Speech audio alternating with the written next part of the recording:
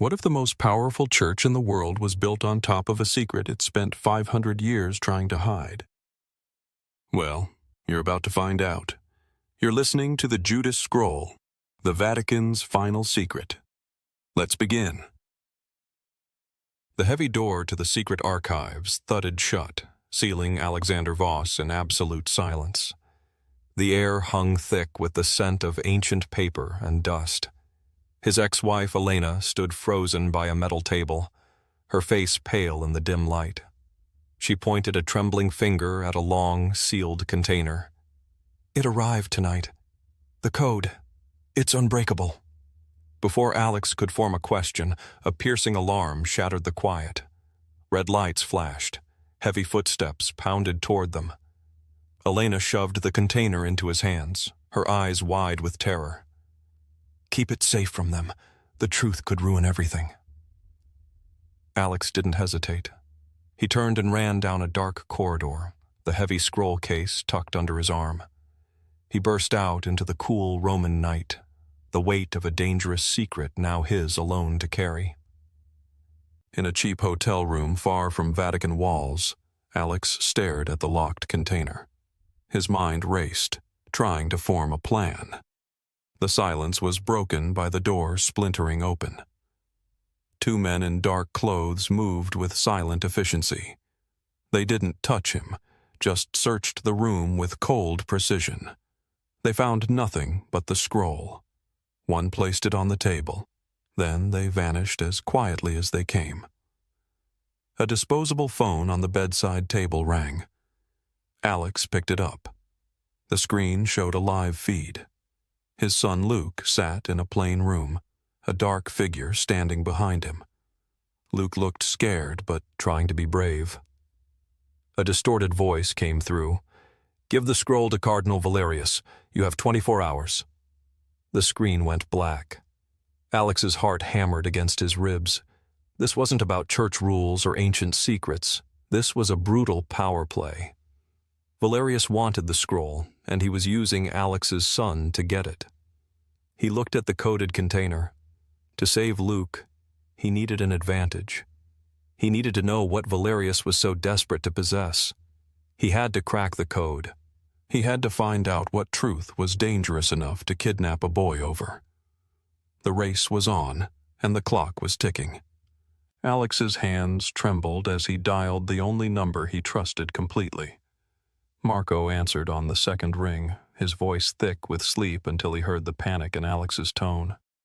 "Luke's been taken," Alex said, the words tasting like ash. "They want something I have. I need to find him. I need eyes, Marco." He didn't explain the scroll or the Vatican. He didn't have to. Marco, an old friend from university days who now ran a private security firm, understood the shorthand of desperation. "Give me 12 hours, Marco replied, the sleep gone from his voice, replaced by focused intensity. "I'll triangulate, get you a location, but Alex, this sounds heavy, professional heavy." 12 hours. The words echoed in the silence after Marco hung up. 12 hours was a lifetime when your child was in someone else's hands. Alex looked at the scroll case on the cheap hotel room table. It was a beautiful, sinister object, made of aged leather and dark wood, with a series of intricate bronze rings encircling its middle. Each ring was carved with strange symbols that seemed to swim in the dim light. This was the key. This was what Valerius wanted so badly he'd kidnapped a child for it. He picked it up. The lock wasn't mechanical. There was no keyhole. It was a puzzle. The rings rotated independently, each one clicking softly as it turned. He remembered Elena's terrified whisper. "The code. It's unbreakable." For the first hour, he tried everything. Random combinations, dates from church history, Latin phrases. Nothing. The case remained stubbornly sealed. Frustration boiled over into a cold, sharp fear. He was about to throw the damn thing against the wall when he stopped, forcing himself to breathe. He held it under the lamplight, studying the symbols more carefully. They weren't just random marks. They were a mix of old Italian lettering and numbers that looked strangely familiar. Not dates, coordinates, like the grid references on a map. His heart began to beat faster. He started turning the rings again, but this time with purpose. He wasn't trying combinations at random anymore. He was following a pattern, a hunch. He aligned the symbols slowly, carefully. The letters began to spell out a name. Michel-Angelo.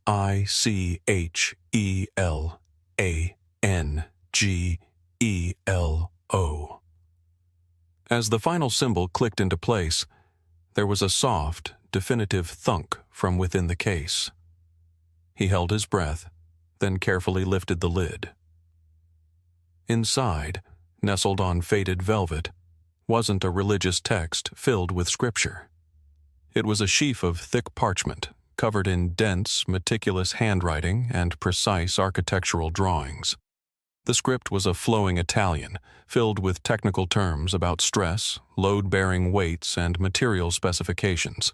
It praised Il Divino, the Divine One, Michelangelo, but not for his paintings or sculptures, for his engineering. The entire document was a detailed analysis of the construction of St. Peter's Basilica. Alex scanned the pages, his academic training kicking in. This wasn't a work of devotion, it was an argument. The anonymous author questioned the sheer, overwhelming scale of the structure, suggesting its true purpose wasn't to glorify God, but to create a permanent, unignorable monument that challenged the very idea of blind faith. The church itself was the message, written in stone and mortar. The grandeur wasn't for worship, it was a question carved into the skyline of Rome. This was the first layer of the secret. Valerius wasn't trying to protect the church's faith from some external threat. He was trying to protect the institution from this quiet, architectural rebellion that had been hiding in plain sight for 5 centuries. The disposable phone rang, jolting him from his thoughts. It was Marco. Alex's hands were still shaking as he dialed the secure line Marco had set up. The phone rang once, twice, and then he heard his son's voice, thin and strained. "Dad? I'm here, Luke. I'm getting you out. But I need your help right now. Can you get online?" A pause, then the faint sound of fingers brushing against a keyboard. "They took my phone, but the room has a computer on the desk. It's locked, but they think I can't get past it. They're wrong." There was a flash of familiar defiance in his voice, a spark of the tech-savvy kid Alex knew, cutting through the fear. "Good. Listen carefully. I need you to find the original architectural blueprints for St. Peter's Basilica, the ones from the 1500s when it was being built. They'll be on the Vatican's internal servers. On it." The clicking of keys became a furious, focused rhythm. Luke was in his element now, a wizard navigating systems in a way Alex had never fully grasped until this moment. It was a skill learned from video games and late-night coding that had often worried Alex, but now it was his son's best weapon. Alex described the numbers he'd decoded from the scroll, a specific set of coordinates that corresponded to a point high up in the curve of the Great Dome. "Okay, I'm in the archive," Luke said after a tense minute. His voice was steadier, more confident. "The official record is crystal clear. The dome is described as a perfect hemisphere, a perfect half-sphere. It's written up as a symbol of God's perfect creation. No flaws. Now cross-reference that with the measurements I'm about to give you," Alex said, his voice low. He read off the numbers from the scroll, the precise mathematical notations that had been hidden in the cipher. Silence stretched out. Alex could hear his own heartbeat thudding in his ears. Then Luke's voice returned, filled with a confusion that bordered on awe. That can't be right." "What is it, Luke?" "The scroll's numbers don't match, not even close. The official plans show a constant smooth curve, but these numbers, they show a tiny flattening, right at the very top, A deviation of less than a foot. But it's not random. It's mathematically precise. Dad, it's intentional. They built it wrong on purpose. Alex's mind raced, trying to grasp the implications. A perfect dome for a perfect God. But the builders, Michelangelo's secret circle, had deliberately built an imperfection, a signature. What would that do, Luke? A flaw that precise, in a structure that size? More typing, the sound of Luke pulling up different programs, running calculations. It would change everything about how the building behaves, the way sound travels, the way light focuses inside. A perfect dome scatters sound and light evenly across the whole space. But this flaw would act like a lens. It would create a single specific focal point, a hot spot. It's like they built a hidden target into the ceiling of the most important church in the world.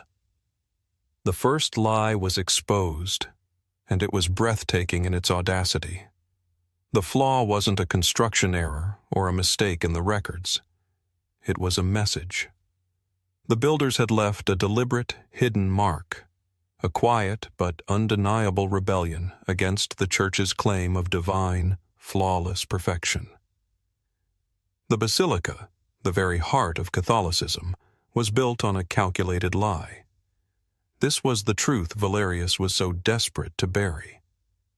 Not a simple scandal of corruption, but a foundational crack in the entire story the church told about itself.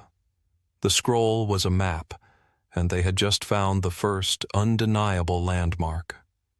The dome wasn't just a symbol of faith. It was a question carved into stone, waiting 500 years for someone to ask it.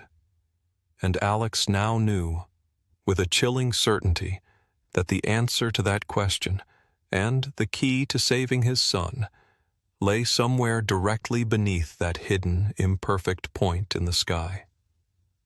"I've got a location," Marco said, his voice tight with tension. "An old warehouse district by the Tiber River. But Alex, it's not some amateur operation. The place is locked down tight. Professional security, cameras, the works. I can create a digital distraction, give you a small window, a flaw in their system. But you'll have 72 hours max before they move him. That's all I can give you." 72 hours.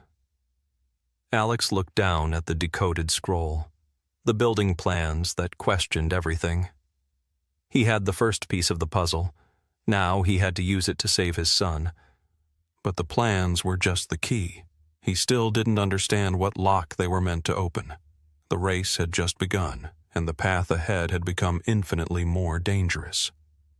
Alex stared at the decoded coordinates, the mathematical ghost in the machine of the Great Dome, now a solid, undeniable fact. The perfect symbol was imperfect by design. "Luke, this is it," he said into the phone, his voice low and intense.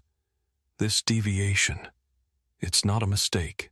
It's a key." "How?" Luke's voice was a whisper, the raw fear of the hostage now mixed with the electric thrill of discovery.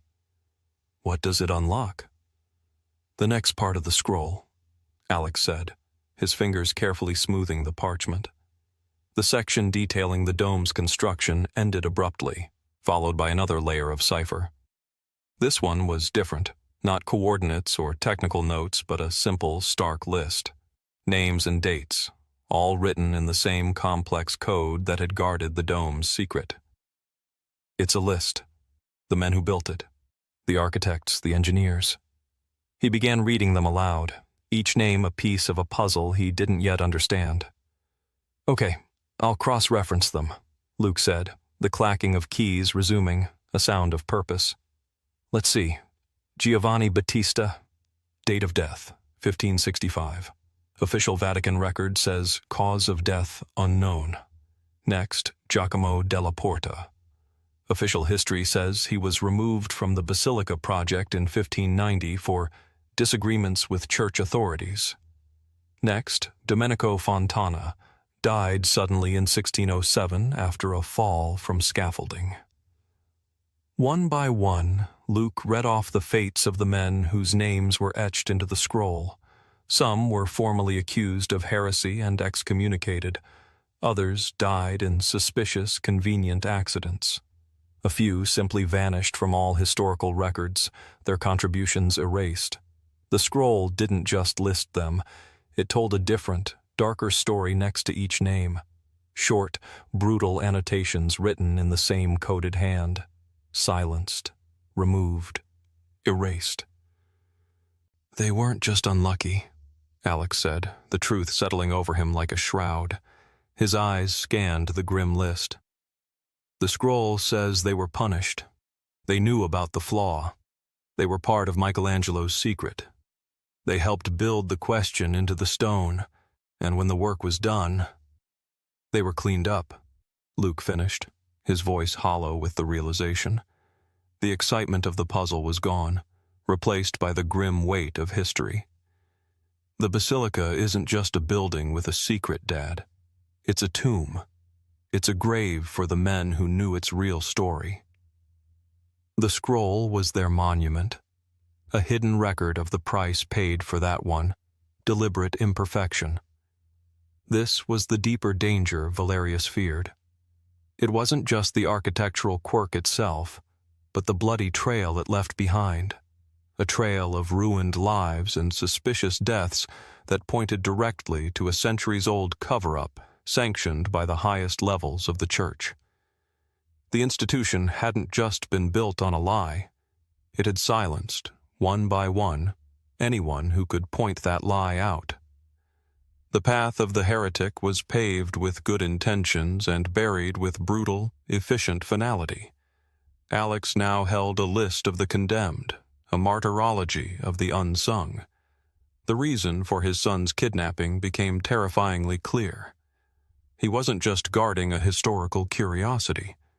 He was holding a weapon that could name the victims and, by extension, name their suppressors. Valerius didn't want to study this history. He wanted it annihilated because it was a history written in blood, and the stains led right to the door of the institution he sought to control. The scroll was no longer just a map. It was an indictment. It was a brilliant, ruthless move. To the watching world, Valerius was the reasonable leader, the protector of culture and faith against a destabilizing madman. He was authoring the narrative before Alex could even open his mouth. Any attempt Alex might make to reveal the scroll's contents would be seen by the public as a confirmation of Valerius's story, a deliberate attack on the church. The Cardinal had not just kidnapped his son. He had kidnapped the truth itself, framing it as a weapon.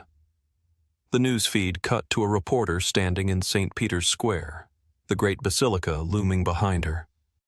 "A shocking development from the heart of the Vatican," she said, her voice tense with the gravity of the assignment. "An apparent theft from the secret archives, with authorities suggesting a possible foreign intelligence angle aimed at one of Christianity's most holy sites." Alex reached out and turned off the television. The room plunged into a silence that was louder than the broadcast.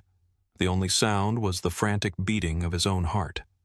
Valerius had just stepped out of the shadows and into the spotlight, wearing the flawless mask of a protector. In doing so, he had made Alex the villain in a story the whole world was now watching. The private ultimatum had become a public spectacle. The pressure was immense and unrelenting. Every hour he held the scroll, the more solid and believable Valerius's fiction would become. He was trapped in a narrative not of his making, and the only way out was to go through the man who had just so convincingly declared him an enemy. The television in the corner of the cheap hotel room flickered to life, the sound cutting through Alex's grim contemplation of the list of the dead.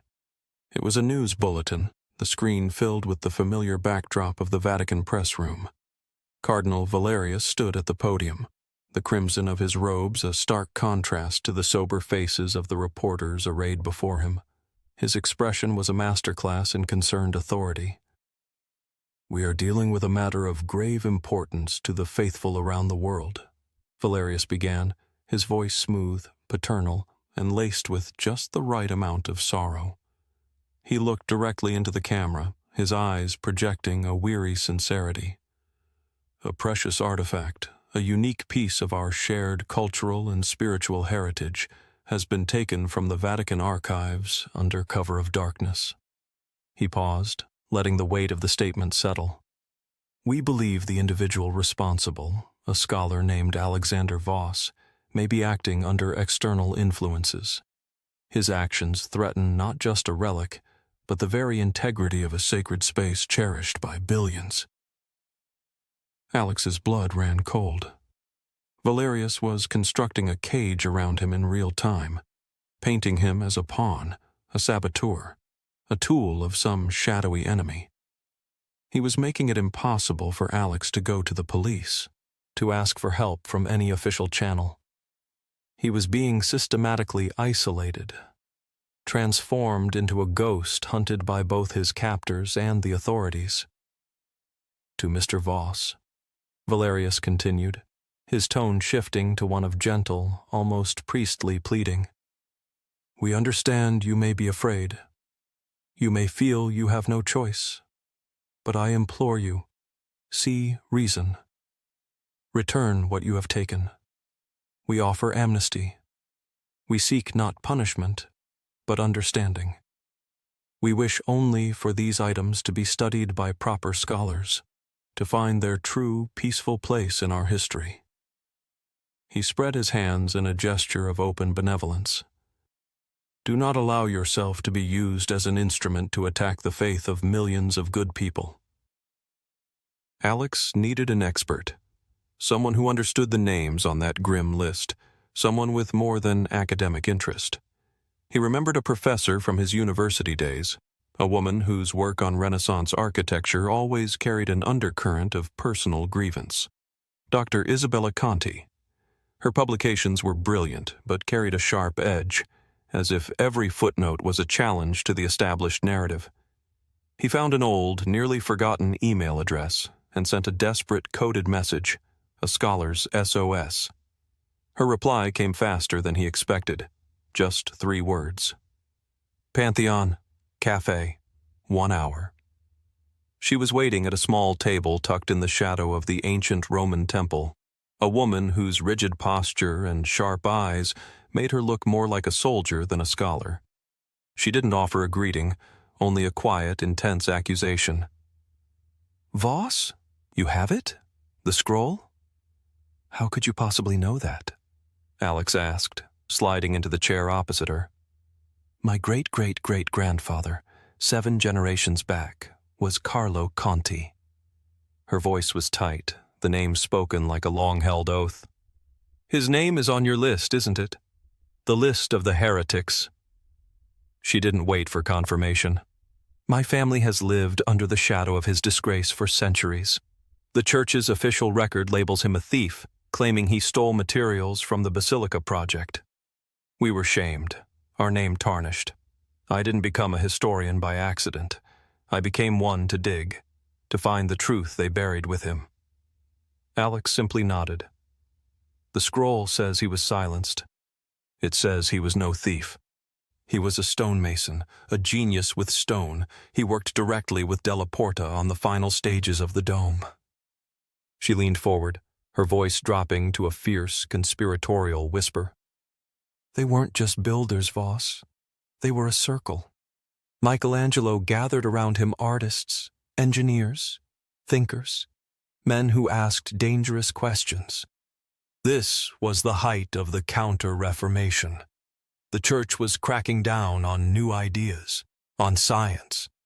The Inquisition was a real and present danger. Building St. Peter's was the greatest project in Christendom. It was their only chance. Their chance for what? Alex asked, drawn into her intensity. To build their argument into the very foundation of the Church itself. To leave a message that couldn't be burned like a book or banned like an idea. The imperfect dome? She gave a sharp, bitter smile. That was just the opening statement, a question mark carved into the sky. But a question needs evidence. The real proof, the thing that would give their architectural question real weight, that's buried deeper, She tapped a single finger on the wrought iron table, a sound like a tiny hammer strike. "The next clue isn't up in the sky, Voss. It's in the ground. It's in the Basilica's foundations, both the literal and the theological ones. The tomb." "The tomb of St. Peter?" Alex felt a chill, remembering the scroll's cryptic references to foundations. "That's what everyone is supposed to think," she said, her eyes gleaming. "But the scroll points to something else, doesn't it? Something adjacent to it. Another presence." Alex thought of the coded sections he hadn't yet fully deciphered, the passages that spoke of supports and counterweights in the foundation that made little sense in a purely architectural context. Isabella Conti wasn't just offering help.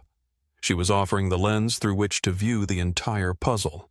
Her family's centuries-old grudge was the missing key that turned cryptic notes into a coherent, terrifying narrative. The alliance was forced, born of mutual desperation and a shared enemy in Valerius, but it was cemented by something deeper, a desire to clear a name and uncover a truth that had been weaponized against them both. The path forward was no longer a mystery. They had to go down, into the earth beneath the great church, and find what the architects had hidden alongside the rock upon which the church was built.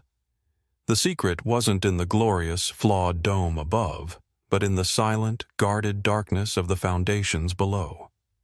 They found refuge in the cramped back room of a small antiquarian bookshop owned by one of Isabella's few trusted contacts. The air was thick with the scent of old leather and paper, a comforting smell of preserved history that felt like a shield against the modern danger hunting them. They spread the scroll out on a large oak table, a single lamp casting a warm pool of light that illuminated the ancient parchment. The section following the list of condemned builders was the most complex yet, a dense, intimidating block of text that looked like a maddening jumble of Latin abbreviations, obscure Greek symbols, and strings of numbers that defied immediate understanding. "This changes," Isabella murmured, her finger hovering over the script. "It's no longer a building plan. This is a debate, a religious argument disguised as a list of materials and measurements." Alex watched, mesmerized, as her expertise unlocked the code with an intuition he lacked. She didn't just translate the Latin words, she interpreted their deeper meaning, understanding the dual lives these terms led in the 16th century. A reference to Petra, the rock, wasn't just about foundation stones. It was a deliberate pun on Peter's name, the rock upon which the church was built. Notes on structural integrity and load-bearing capacity were veiled metaphors for the strength and sustainability of church doctrine itself. The architects were having a theological discussion in plain sight, using the language of their trade as a code. "They're talking about the very foundations of the church's authority," she whispered, her eyes wide with the growing realization. "But they're doing it here, hidden in the paperwork for building the physical foundations. It's genius." She worked methodically, her pen scratching notes on a pad, deciphering a passage that discussed the primary support, the fundamentum, which clearly referred to the tomb of St. Peter, the spiritual and literal bedrock upon which the entire basilica was constructed. This was orthodox, expected. But then her translation slowed. She leaned closer, her brow furrowing in concentration, her pen pausing over a particular cluster of symbols. This can't be right," she whispered, the color draining from her face. She looked up at Alex, her expression a mixture of awe and horror. "What is it?" Alex asked, the tension in the room tightening another notch. "It mentions a secondary support, a contrapondus, a counterweight to the primacy." She pointed a trembling finger at the text. "According to this, when they were excavating the foundations for the new basilica in the 1500s, they didn't find one tomb. They found two." The air in the small room grew still and cold. Alex felt a dread colder than the Roman stone settle in the pit of his stomach. The historical record was unequivocal. Peter was the first pope, the rock of the church, and he was celibate. The rule of priestly celibacy, while not formalized until later, was a cornerstone of Catholic doctrine, rooted in the example of the apostles. But if the builders, while preparing the very ground for the new St. Peter's, had discovered a second tomb right beside Peter's, a tomb that the scroll's anonymous author claimed belonged to. "The scroll doesn't give a name," Isabella continued, her voice barely audible, as if speaking the words too loudly might make them real. "It uses a symbol, a circle with a cross beneath it." She sketched it quickly on her notepad. "In the catacombs, in very early Christian art, that symbol was sometimes used to represent a woman, a wife." The implication struck Alex with the force of a physical blow. It was more devastating than the flawed dome, more dangerous than the list of silenced men. This struck at the deepest root of the institution's identity. If the first pope had a wife, the entire theological and disciplinary justification for a celibate priesthood, a structure that defined power and authority within the church for millennia, would collapse. It wouldn't be a matter of interpretation. It would be a matter of historical fact contradicting foundational doctrine. "They covered it up," Alex said, the pieces clicking into place with terrifying finality. "They built the new basilica right over it. They didn't destroy it. They sealed it inside the new foundations, making it literally the buried foundation of the modern church." Isabella nodded, her face grim. The rule of celibacy wasn't just a spiritual ideal. It was a historical necessity born of this discovery. If the first pope was married, the entire edifice built on his celibate example becomes a lie. This wasn't a minor secret, Voss. This was a lie built into the very ground the church stands on.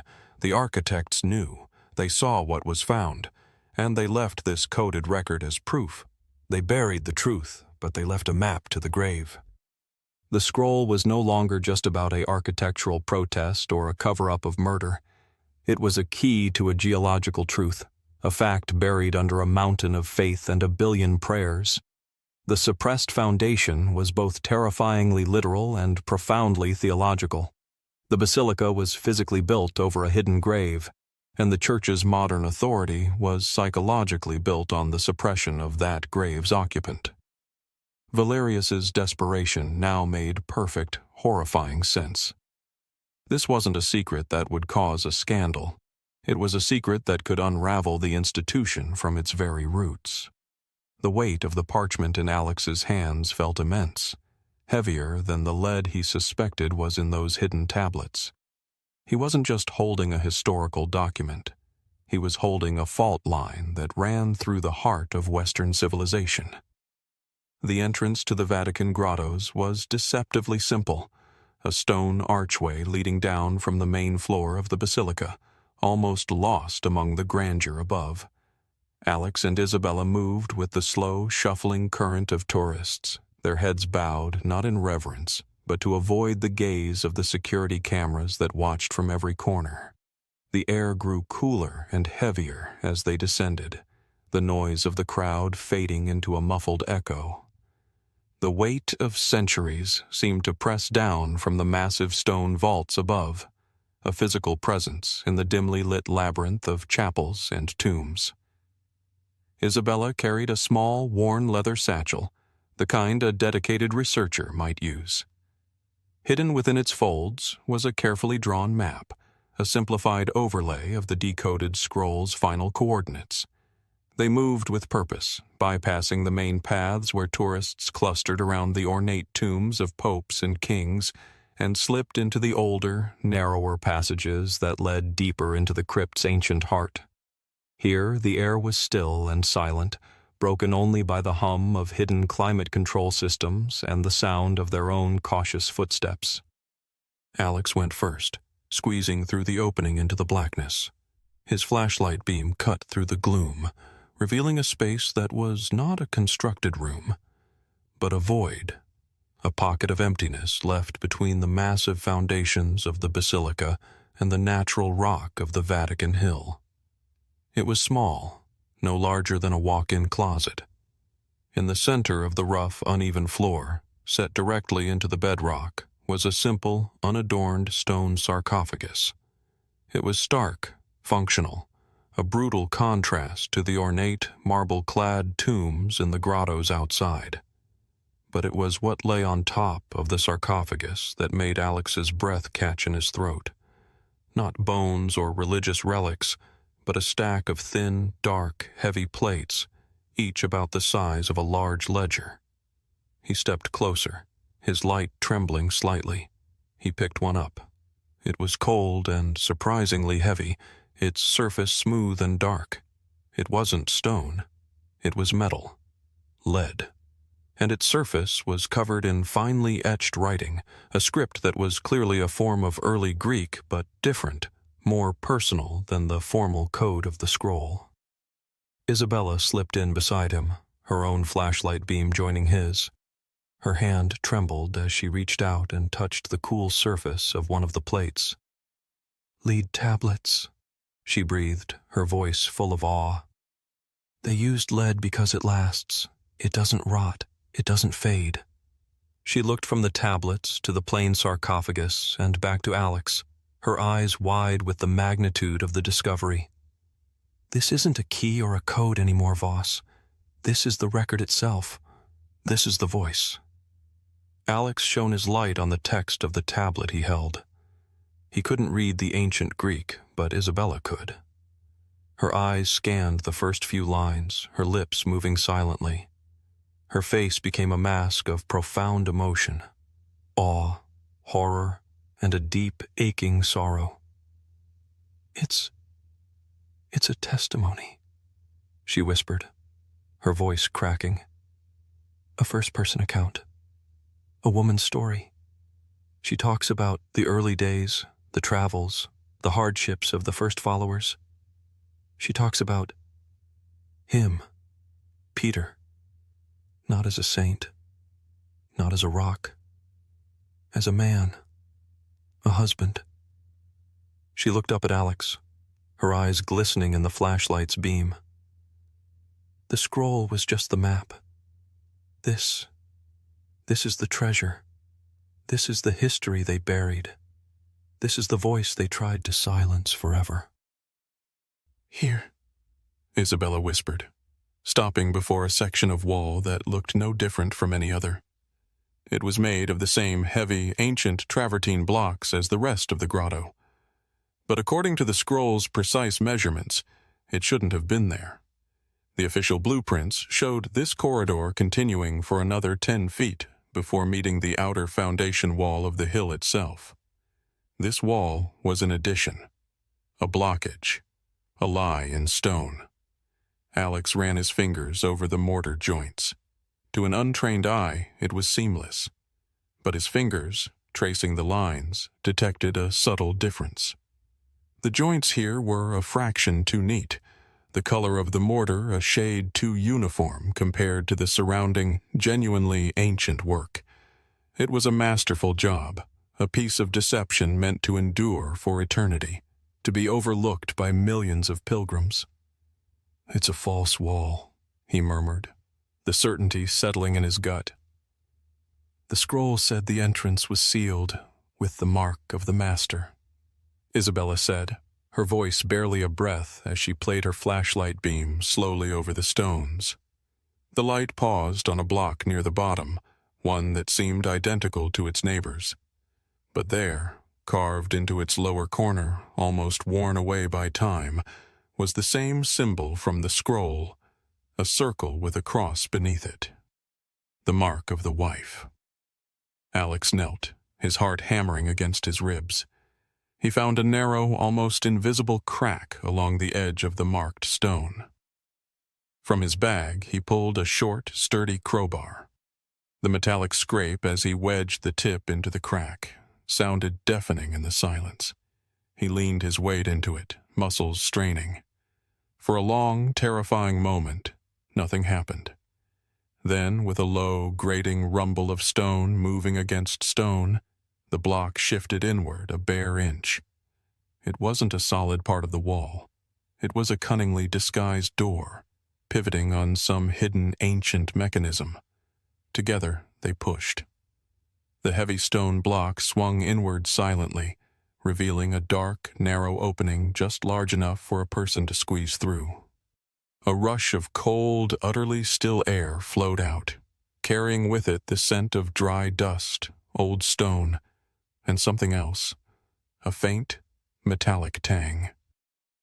The darkness within was absolute, a void that seemed to swallow the light from their flashlights. The hidden chamber wasn't just a tomb, it was an archive, a library of one. The secret wasn't a single, shocking fact. It was an entire, suppressed perspective, a counter-narrative to the official history of the Church's foundation. Holding the heavy lead tablet, Alex understood the true, terrifying scale of what Valerius feared. This wasn't about a point of doctrine being wrong. It was about erasing a person, a life, a story that contradicted everything. The scroll had led them to a grave, but the ghost they had found was more dangerous than any skeleton. It was a voice, waiting for 500 years to be heard. And now, standing in the silent darkness beneath the greatest church in Christendom, they were listening. The soft scrape of a shoe on stone echoed behind them. Alex spun around, clutching the cold lead tablet to his chest like a shield. The narrow opening they had squeezed through was now blocked by 3 figures in impeccably tailored dark suits.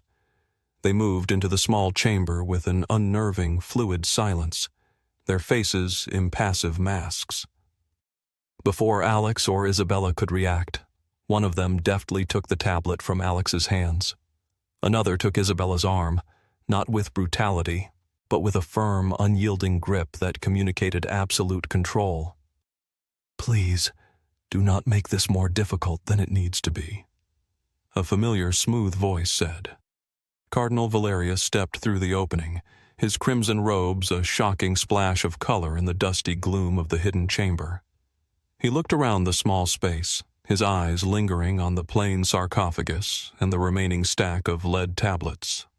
A slow, deeply satisfied smile spread across his face.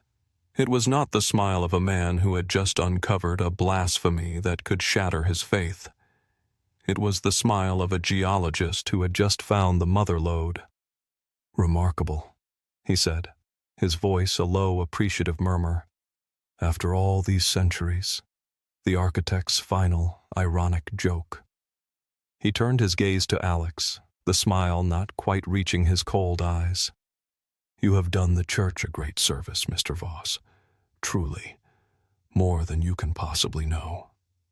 "You have my son," Alex said, his voice tight with a fury he could barely contain. The tablet, the proof, was now in the hands of the enemy.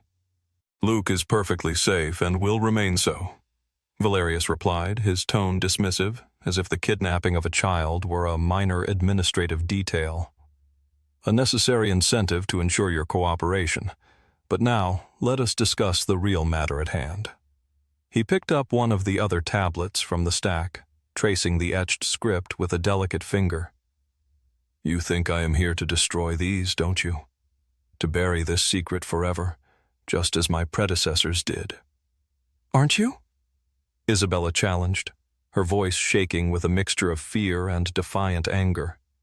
Valerius chuckled, a dry, unpleasant sound in the confined space. "My dear Dr. Conti, you think like a historian. You see truth and falsehood, black and white. I think like a shepherd. I see a flock of 1 billion souls who need guidance, not a lecture in historical nuance." He placed the tablet back on the stack with a soft, definitive clink. "Destroying this would be a tragic waste, and it would leave the threat alive, a ghost that could be raised by any other fool with a crowbar and a theory. No, the only way to truly kill a dangerous idea is not to hide it, but to control the story of its discovery." He looked from Isabella's horrified face to Alex's stony one, his eyes gleaming with a chilling intellectual excitement. The current Holy Father is a traditionalist, a good man, but rigid. He believes the Church's strength lies in its unchanging nature, its perfect continuity from Peter to the present day. He would see this, he gestured to the tablets, as an attack to be silenced. He would order it destroyed, and me along with it for having found it. But I see its true, higher purpose. Which is? Alex asked, a cold dread coiling in his stomach. Leverage, Valerius said simply, as if stating the most obvious fact in the world. I will leak the discovery myself. Not all at once, that would be crude. But strategically. A rumor here, a lost document there, placed with trusted journalists. The scandal will be global, immense. The faithful will be shaken to their core. The Pope's authority, built on the very foundations this tomb undermines, will collapse. He will have no choice but to resign in disgrace to save the Church from schism. He paced slowly in the small space, a predator admiring the bars of a cage he had built himself. And then I will step forward, not as the man who hid the truth, but as the brave reformer who uncovered a historical tragedy. I will express my profound sorrow at this revelation, this betrayal of the early Church's true nature. I will be the voice of reason in the chaos, and then, with great solemnity, I will lead a special commission that, after much prayer and rigorous study, will declare these tablets to be exquisite forgeries, a clever ancient hoax designed to undermine the papacy. The sheer, chilling brilliance of the plan left Alex speechless. Valerius wasn't trying to suppress the truth. He was going to use it as a weapon to destroy his rival, then publicly discredit it to make himself a hero. He would gain absolute power by appearing to be the savior who condemned the lie. The resulting chaos will give me the mandate to cleanse and reform the Church in my image, Valerius continued, his voice dropping to a conspiratorial whisper. And the most beautiful part? The real secret will be neutered. Once I, the heroic exposer, declare it a fake, no credible scholar will ever touch it again. It becomes a historical curiosity, a footnote, not a threat. It will be the lie that proved my devotion. My power doesn't come from hiding the past, Dr. Conti. It comes from controlling what people believe about it today. He smiled at Alex, a cold, final gesture. So you see, you haven't brought me a problem. You've brought me the keys to the kingdom. And for that, you have my conditional thanks. He nodded to his men. Take them. The guard's grip on Alex's arm was like iron, his expression blank and professional. Valerius had already turned his back, speaking in low, triumphant tones into a phone, his grand plan for a controlled implosion set into motion. Desperation, cold and sharp, clawed at Alex's throat.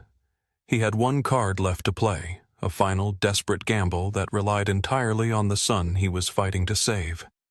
He caught Isabella's eye across the small, dusty chamber and gave a tiny, almost imperceptible nod towards the lid tablet the other guard now held. Her eyes widened for a fraction of a second, then narrowed in understanding. Alex took a sharp, sudden breath and slammed his elbow backwards into the stomach of the man holding him. It wasn't enough to break the man's hold completely, but it was enough to create a split second of chaos, a vital distraction. At that exact moment, every light in the Vatican grottos went out. The darkness was absolute, a suffocating, disorienting blackness that swallowed sound and space. A fraction of a second later, alarms began to blare, a distant, echoing wail that seemed to come from everywhere at once. Marco's digital diversion, coordinated with Luke, had begun right on schedule. In the pitch-black confusion, the guard's grip loosened just enough. Alex twisted his arm free with a grunt of effort. He couldn't see Isabella, but he heard a sharp cry, a scuffle, and the heavy, unmistakable clatter of metal on stone. The tablet. He dropped to his knees, his hands sweeping frantically across the cold, dusty floor. His fingers, numb with adrenaline, brushed against the cold, smooth, familiar surface of one of the lead plates. He grabbed it and shoved it inside his jacket, the cold weight a shocking contrast to his own feverish skin. A flashlight beam cut through the darkness, swinging wildly. Voices shouted in sharp, panicked Italian. Alex scrambled towards the faint, darker outline of the hidden opening, bumping into Isabella as she did the same. Together, they squeezed back through the narrow gap into the main grotto. The emergency lights flickered on, casting long, dancing shadows that made the ancient tombs seem to move. The place was in an uproar, security guards running, confused tourists huddling together and crying out. They blended into the panicked crowd, moving with the current away from the hidden chamber, their hearts hammering against their ribs like trapped birds. They didn't stop until they were across the Tiber River, lost in the early morning crowds of the Campo dei Fiori market. The smell of fresh flowers and baking bread was a surreal contrast to the dust of the crypt. The lead tablet felt like a block of ice against Alex's chest. He found a payphone, his fingers trembling as he dialed the secure number Marco had given him. "Luke?" He breathed into the receiver. "Dad, are you okay? I saw the security alert go off across their entire network. I routed it through the main grid just like you said. It lit up like a Christmas tree." Luke's voice was rushed, electric with adrenaline and relief. "I'm okay. We're out. Thank you, son." The relief in Alex's voice was a physical ache. "Are you safe?" "They just left. About 2 minutes after the alarms went off everywhere, the guy watching me got a call, nodded, and just walked out. Didn't say a word. I'm at a cafe near the train station. I'm safe." Alex hung up, leaning his forehead against the cool metal of the phone booth. Luke was free. They were out. And they had it. They had the proof, the undeniable physical truth etched in cold, heavy lead. He had won. But Valerius's words echoed in his mind, poisoning the victory. "My power comes from controlling what people believe about it today." He showed the tablet to Isabella, who was leaning against a market stall, her face pale. "We have it," he said, his voice hollow. "We can go public. We can take this to every news outlet in the world. We can tell them everything." Isabella stared at the ancient writing, her face a conflict of raw emotions, the historian's triumph warring with the realist's dread. "And then what?" she asked quietly, her voice barely above the market's din. "Valerius is ready for that. He's been preparing the world for it. He'll say we are exactly the attackers he warned everyone about. He'll say this tablet is the very forgery he predicted. The scandal will be enormous, just as he wants. The church will be thrown into the exact chaos he needs to seize absolute power. Revealing the truth won't stop him, Alex.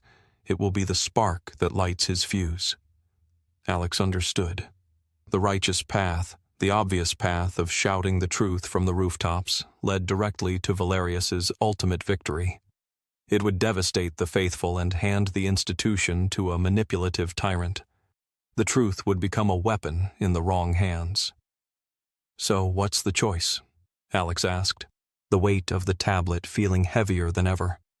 "We do nothing? We let him win? We let this truth be buried all over again just like it was 500 years ago, after everything?" "No," Isabella said, her voice hardening with a new, fierce resolve. She looked up from the tablet, her eyes meeting his. "We don't let him control the story. We don't give him the scandal he needs. We find a way to use the truth without handing him the weapon. We don't expose the secret. We expose him." The moral choice was clear, and it was terrible. The easy path was to be a martyr for truth and destroy everything. The harder path was to be a strategist, to use the truth as a surgical instrument instead of a bomb. They had to protect the church from the man who claimed to be its savior, even if it meant protecting the very institution that had buried this history. They had to save the patient by carefully cutting out the cancer, not by blowing up the hospital. Alex looked down at the ancient script, the voice from the grave. They owed it to that voice not to let its story be twisted into a tool for a tyrant. The truth was their burden, but how they used it was their choice. Alex stared at the lead tablet on the small wooden table in their new safe house, a borrowed apartment high in one of Rome's older neighborhoods. The morning light streamed through the dusty window, glinting off the cold metal. Isabella was right. Unleashing this truth would be like handing Valerius a lit match in a room full of gasoline. It would create the exact explosion he needed to seize power. They couldn't fight him with the truth itself. They had to fight him with the one thing his entire plan depended on: credibility. He needs people to trust him, Alex said, thinking aloud as he paced the small room. His whole scheme falls apart if people see him as a liar. He has to look like the reasonable one, the protector, the only person who can guide the church through a crisis. If we can crack that trust, then his whole house of cards collapses, Isabella finished, watching him pace. But how do you break the trust of a man who has spent his entire life building it? He's a cardinal. People believe him. Alex stopped and picked up the original scroll, the coded document that had started it all. We use his own weapon against him. We use the code, the cipher we cracked, the one that led us to the dome, to the list of builders, to the tomb. Valerius doesn't know we've broken it. He thinks it's still unreadable, a mystery. That's his blind spot. He began to pace again, the idea taking shape. What if we create a new document? We use the same cipher, the same style of writing, the same kind of parchment. But we don't put the real secret in it. We put a different secret inside, something less dangerous, but still shocking enough to get his attention. Something that makes Valerius look like a hero for exposing it as a fake. Isabella's eyes lit up with understanding. A decoy. We feed him a lie wrapped in the truth's clothing, something his network of spies will find and bring to him. Exactly, Alex said, a grim smile touching his lips. We create a document that decodes to reveal a historical conspiracy, but not the real one. Something like a plot by a rival family to frame Michelangelo for heresy, a clumsy attempt from a later century to smear his name. We make it just convincing enough, but with a few subtle flaws that an expert could spot. Then we leak it to some small, obscure historical blog, something his intelligence people will find, but the wider world will ignore. It's perfect, Isabella whispered, a fierce hope in her voice. Valerius's people will find it and bring it to him. He'll see the cipher, the same one he's been desperate to crack. He'll have his own experts translate it, and he'll see what he wants to see. Not the earth-shattering truth, but a manageable historical curiosity, a forgery he can easily discredit. He'll be thrilled, Alex said, the plan crystallizing. He'll hold a press conference. He'll present this document as the real threat we stole. He'll declare it a proven hoax, a centuries-old smear campaign that he, the vigilant Cardinal, has now exposed. He'll use the moment to discredit his enemies within the church, to consolidate his power, to show everyone how strong and discerning he is. And in doing that, Isabella said, her voice filled with grim satisfaction, he will publicly authenticate the very cipher we used to write it. He will stand in front of the world and say, this code is genuine, but the message inside is a lie. He will make our key credible. Alex nodded. Then, and only then, we release the real first layer of the scroll, not the part about the tomb, just the part about the dome, the mathematical flaw, and we release it using the same cipher that Valerius just told the entire world is real. Outside experts will check. They'll confirm the numbers. The dome really is imperfect. The code is real, and the message is real. The hero who just exposed a fake conspiracy will be exposed as the man who knew about a real one and hid it, Isabella concluded. His credibility, his entire persona as the trustworthy protector, will evaporate in an instant. He won't be able to seize power. He'll be too busy trying to explain why he lied. The plan was a dangerous gamble, an intricate house of mirrors built to trap a master manipulator. They weren't hiding the truth anymore. They were using a smaller truth to bait a trap for a much larger one.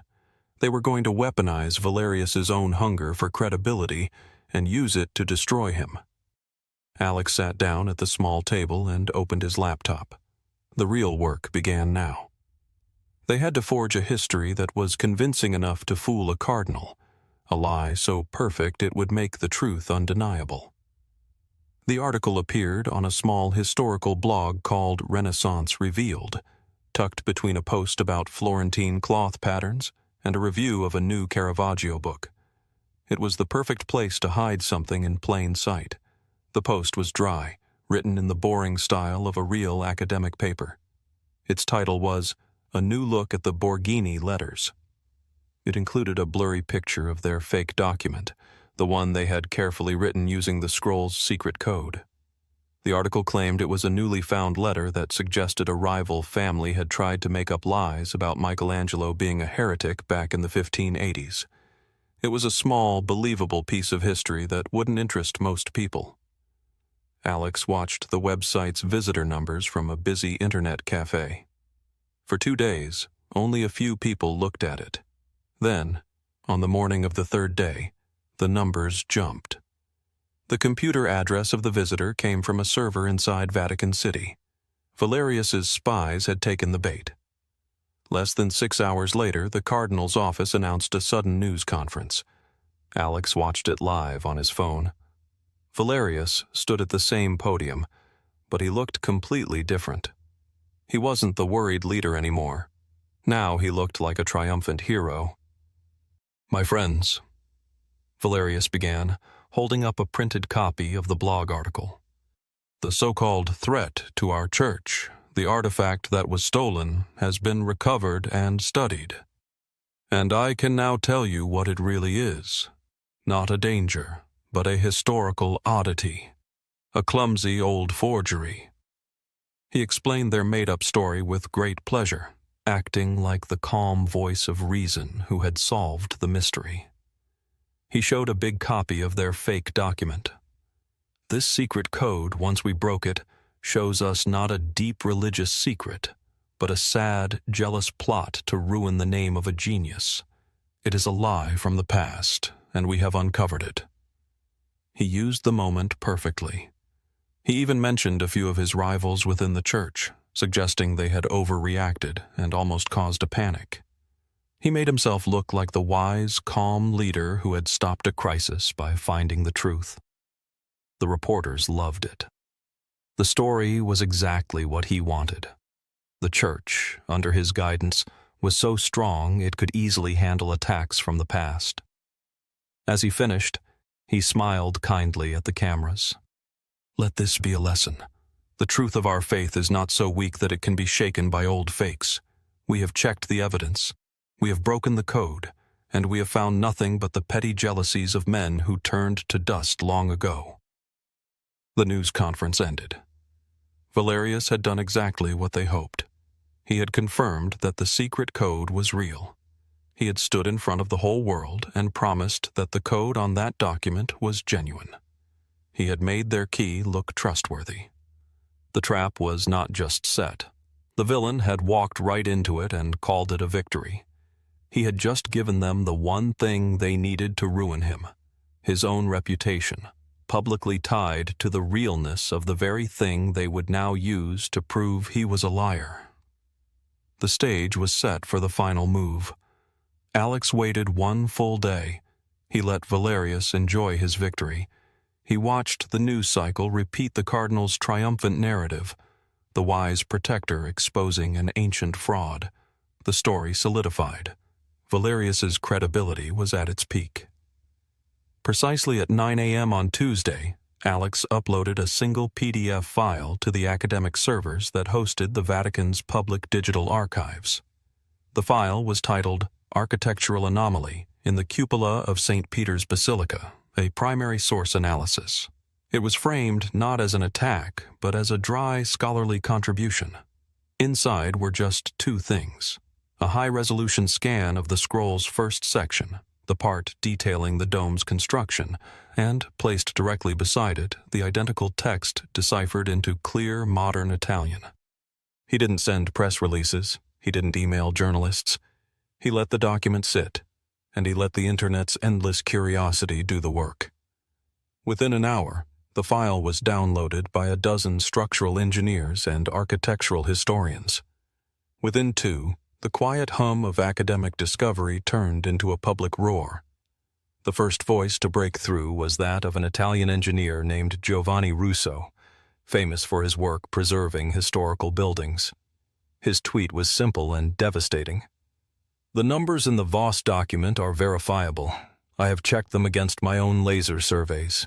The curvature deviation in the dome is real. It is a mathematically precise anomaly. This is not a mistake." The tweet went viral in minutes.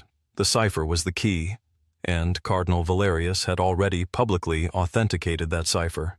He had stood before the world and sworn the code on the forged document was genuine.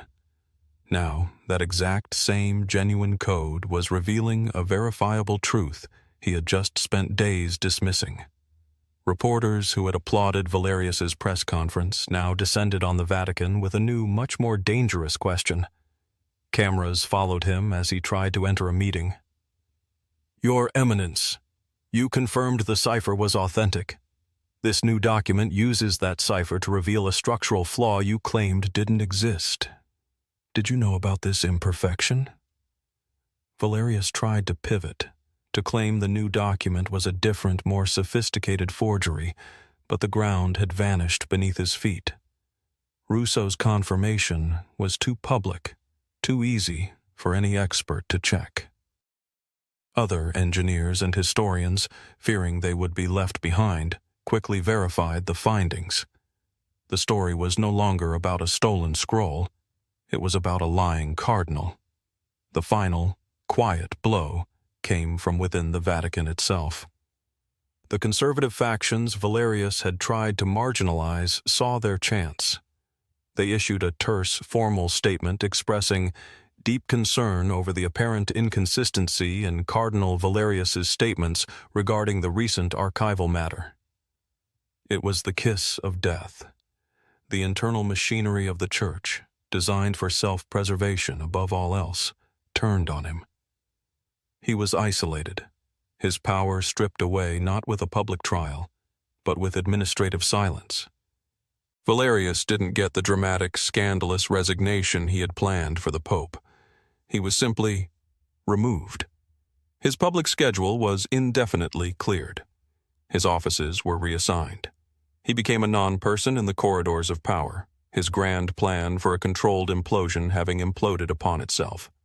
He was checkmated not by the revelation of the great secret of the tomb, but by the exposure of a single verifiable lie about a building.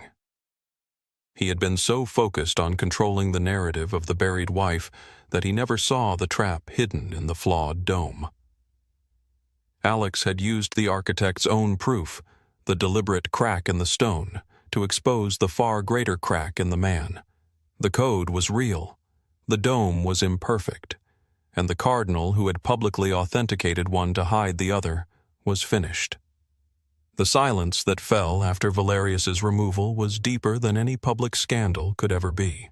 There were no headlines announcing his departure, no official Vatican statement. One day he was a prince of the Church, the next he was simply gone, his name quietly erased from official directories. The chaos he had tried to manufacture was contained with the cold, efficient precision of an institution that had survived for 2 millennia. Less than 24 hours after the final news cycle turned against the Cardinal, Alex's encrypted phone buzzed with a single anonymous text. It contained only a time, a street address near the Vatican walls, and a terse instruction: come alone. Bring everything. The meeting place was the back room of a clerical supply store, a place that smelled of ink and old paper. The man who greeted him was not a high-ranking cardinal, but a monsignor whose weary eyes and quiet authority suggested he was the man who actually handled the church's most difficult problems. He did not offer his name. "The artifact, Mr. Voss, and the item you removed from the archives." His voice was flat, devoid of either threat or gratitude. It was the voice of bureaucracy, of a transaction that needed to be completed. Alex placed the ancient scroll case and the single heavy lead tablet on the table between them. He expected demands, threats, perhaps a show of force. Instead, the Monsignor simply nodded, his gaze lingering on the tablet with an expression of profound, almost sacred sorrow. "The Church is appreciative of your discretion," the man said, the words carefully chosen. "The alternative path would have caused immense, needless suffering for the faithful. You understand the weight of this?" It wasn't a question. Alex did understand. He had peered into the abyss of that potential chaos and had chosen, at the last moment, not to push the world into it. He had weaponized a small truth to stop a man, not to destroy an institution. "Your family is safe. Your son's involvement has been expunged from all records. Your ex-wife has been offered a prestigious academic post abroad, far from the archives. You will all be left in peace. This is our offer." The Monsignor's eyes met his, their gaze firm and final. "In exchange, this meeting never happened. The events of the past week never happened. The items on this table do not exist. You will live your lives, and you will never speak of this to anyone. This is not a negotiation. It is a covenant of silence." It was the only deal that made sense. The Church would protect itself from the truth, and in doing so, it would protect them from the consequences of that truth. The second tomb would be resealed, its existence known only to a handful of the most powerful men in the world. The secret would not be destroyed. It would be guarded, a burden passed to a new generation of guardians. The institution would be preserved, but its highest leaders would now forever carry the immense, hidden weight of a reality they believed the world was not ready to bear. They had chosen the stability of the flock over the shock of revelation, the peace of billions over the purity of a single historical fact. Alex nodded his acceptance. There was nothing else to say. He had won by choosing not to destroy his enemy, but by allowing a greater, older power to quietly absorb the threat. He walked out of the small room into the bright Roman sunlight, a free man, carrying a different kind of weight. The burden of truth was now theirs. His was the burden of silence. The safe house felt unnervingly still after the frantic energy of the previous days. The constant, low-grade hum of fear that had vibrated through the cheap furniture was gone, replaced by a heavy, exhausted silence. Alex stood by the window, watching the normal, oblivious life of Rome continue in the street below. The door opened with a soft click. Elena stepped inside, followed by Luke. They were both pale, shadows like bruises under their eyes, but they were here. They were physically whole. The silence stretched, thick with everything that had happened and everything that could never be said. Luke was the first to break it, his voice quiet, older than it should have been. "They just let me go." The guy got a call, nodded, and walked out. Didn't say a word. He looked at his father, and Alex saw a new wariness in his son's eyes, mixed with a dawning, reluctant respect for the man who had moved through shadows to get him back. "What did you do, Dad?" "I made a deal," Alex said, his own voice rough with lack of sleep and the weight of the unspoken. "We all did. For our safety. For silence." Elena wrapped her arms around herself, a defensive gesture Alex remembered from the final, cold months of their marriage. My transfer came through. The University of Edinburgh. A senior research fellowship. It's a very good position. She didn't sound happy. She sounded like someone who had just been paid off. Her professional ambition turned into a gilded leash. They're burying us in prestige to keep us quiet. The reality of the covenant settled over the room, a ghost joining their reunion. They were free, but they were muzzled. The shared, traumatic experience of the past week had torn open every old wound in their fractured family. But it had also forged a new, unbreakable bond in the fire of extremity. The arguments over money, the resentments over time spent working, the slow drift apart. It all seemed laughably small now, trivial compared to the life and death stakes they had just faced together. We can't ever talk about it, Alex stated, voicing the obvious yet necessary rule. Not to anyone, not to each other, not outside these walls. From this moment on, it never happened. Luke nodded slowly, absorbing the immense weight of a history he could never share with friends, never process with a therapist, never truly understand. He had become the guardian of a ghost story. Elena looked from her ex-husband to her son, and something in her face softened, the professional archivist's armor finally cracking to reveal the woman beneath. The truth isn't always something you display in a museum under a spotlight, she said, her voice barely a whisper. Sometimes it's something you carry quietly, to protect it, to protect others from the weight of it. It wasn't forgiveness, not yet. Forgiveness would take years, if it ever came. But it was the beginning of an understanding, a shared acceptance of the terrible choice that had been made. They had looked into the heart of a power that could erase lives and rewrite history, and they had survived. More than that, they had saved each other. The family that had been broken was now paradoxically, tragically whole again, bound tighter by a secret they could never acknowledge than they had ever been by love. They left the safe house separately, as a final precaution, but with a silent, unspoken agreement to find each other again under a different, quieter sky, to try and build something new from the broken pieces, always with the silent ghost of the truth standing patiently between them. The first light of dawn touched the great dome of St. Peter's, turning it from a dark silhouette into a thing of golden stone and deep sleeping shadow. From this distance, across the river and high above the waking city, it looked perfect, an unbroken curve against the lightening sky, a symbol of divine order and eternal truth. The flaw, that precise, deliberate mathematical imperfection, was utterly invisible, a secret held in confidence between the architect, the stone, and the few who now knew. The great church stood as it had for centuries, a monument not to a simple, perfect truth, but to a far more complex and demanding covenant. It was a promise made by fallible men to bear the immense, silent weight of difficult knowledge so that millions of others could find solace and strength in a simpler, more beautiful faith.